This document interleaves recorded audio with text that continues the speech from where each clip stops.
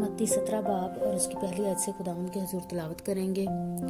6 दिन के बाद यीशु ने पतरस और याकूब और उसके भाई यूहन्ना को हमरा लिया और उन्हें एक ऊंचे पहाड़ पर अलग ले गया और उनके सामने उसकी सूरत बदल गई और उसका चेहरा सूरज की मानत चमका और उसकी पोशाक नूर की मानत सफ़ेद हो गई।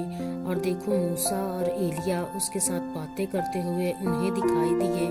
पतरस ने यीशु से कहा, ऐ खुदावंद, हमारा यहाँ रहना अच्छा है। मर्जी हो तो मैं यहाँ 3 डेरे बनाऊं, एक तेरे लिए, एक मूसा के लिए और एक एलिया के लिए। वो ये कह ही रहा था कि देखो, एक नूरानी बादल ने उन पर साया कर लिया और उस बादल में से आवाज़ आई कि ये मेरा प्यारा बेटा है जिससे मैं खुश हूँ, इसकी सुनो। शागिर्द ये सुनकर मुंह के बल गिरे और बहुत डर गए। यीशु ने पास आकर उन्हें छुआ और कहा, उठो, डरो मत। जब उन्होंने अपनी आंखें उठाईं तो यीशु के सिवा किसी और को ना देखा। जब वो पहाड़ से उतर रहे थे तो यीशु ने उन्हें ये हुक्म दिया कि जब तक इब्ने आदम मुर्दों में से ना जी उठे, जो कुछ तुमने देखा है किसी से उसका जिक्र ना करना। शागिर्दों ने उससे पूछा कि फिर फकीह क्यों कहते हैं कि एलिया का पहले आना ज़रूर है।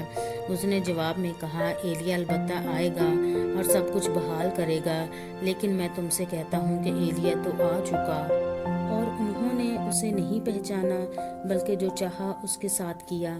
इसी तरह इब्ने आदम भी उनके हाथ से दुख उठाएगा। तब शागिर्द समझ गए कि उसने उनसे यूहन्ना बपतिस्मा देने वाले की बाबत कहा है। और जब वो भीड़ के पास पहुंचे तो एक आदमी उसके पास आया और उसके आगे घुटने टेक कर कहने लगा, ऐ खुदावंद, मेरे बेटे पर रहम कर, क्योंकि उसको मिर्गी आती है और वो बहुत दुख उठाता है, इसलिए कि अक्सर आग और पानी में गिर पड़ता है। और मैं उसको तेरे शागिर्दों के पास लाया था, मगर वो उसे अच्छा ना कर सके। यीशु ने जवाब में कहा, ऐ बेएतकादो और कजरो नस्ल, मैं कब तक तुम्हारे साथ रहूंगा, कब तक तुम्हारी बर्दाश्त करूंगा, उसे यहाँ मेरे पास लाओ। यीशु ने उसे झिड़का और बदबू उससे निकल गई और वो लड़का उसी घड़ी अच्छा हो गया। तब शागिर्दों ने यीशु के पास आकर खलवत में कहा, हम इसको क्यों ना निकाल सके। उसने उनसे कहा, अपने ईमान की कमी के सबब से, क्योंकि मैं तुमसे सच कहता हूँ कि अगर तुम में राई के दाने के बराबर भी ईमान होगा तो इस पहाड़ से कह सकोगे कि यहाँ से सिरक कर वहाँ चला जा, और वो चला जाएगा, और कोई बात तुम्हारे लिए नामुमकिन ना होगी। लेकिन ये किस्म दवा के सिवा और किसी तरह नहीं निकल सकती। और जब वो गलील में ठहरे हुए थे, यीशु ने उनसे कहा, इब्ने आदम आदमियों के हवाला किया जाएगा और वो उसे कत्ल करेंगे और वो तीसरे दिन जिंदा किया जाएगा। इस पर वो बहुत गमगीन हुए। और जब कुफरनहूम में आए तो नीम मस्काल लेने वालों ने पतरस के पास आकर कहा, क्या तुम्हारा उस्ताद नीम मस्काल नहीं देता?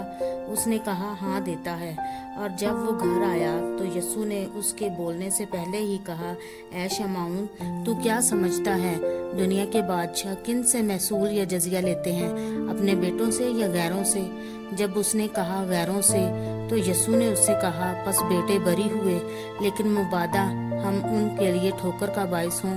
तू झील पर जाकर बंसी डाल और जो मछली पहले निकले उसे ले, और जब तू उसका मुंह खोलेगा तो एक मस्काल पाएगा, वो लेकर मेरे और अपने लिए उन्हें दे। पाकलाम के पढ़े सुने समझे जाने पर खुदा की खास बरकत हो। आमीन।